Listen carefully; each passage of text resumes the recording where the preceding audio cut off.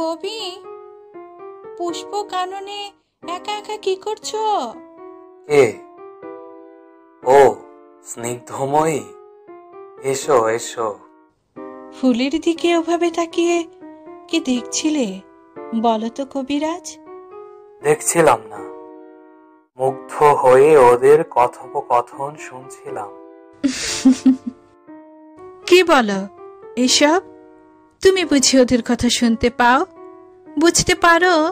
বলো তো, বলো তো দেখি, কি বলছে ওরা? আমিও শুনি একটু।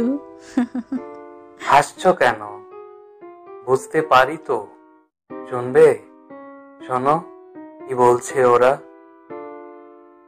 রঙিন পুষ্প ডেকে বলল শুভ্র পুষ্পকে, যে দেখো জীবন রাঙানো রঙিন রঙে, মুহূর্তকে ছুঁয়ে দাও, প্রাণবন্ত হয়ে উঠবে চারিপাশ। শুভ্র পুষ্প প্রত্যুত্তরে বলে, শুভ্রতার মায়ায় জড়ালে ভুলে যেতে চাইবে সোলান তুরন্ত লগ্ন। বাবা, ফুলেদের প্রতি এত মনোযোগ! আর কি দারুণ বুঝে নিলে জীবন তত্ত্ব!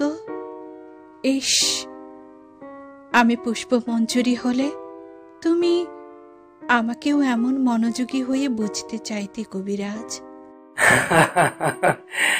শুরুতেই তোমাকে তো পড়েছি, তোমার হৃদয় বুঝতে চেয়েছি সবার আগে, তাই তো অমন ভালোবেসেছি, আর ফুলের রেণুতে হয়েছি মুগ্ধ। ইস, মিথ্যুক! খুব মিথ্যে বলো তুমি। কবিরা কি এমন মিথ্যে বলে? আচ্ছা বাবা, আর বলবো না।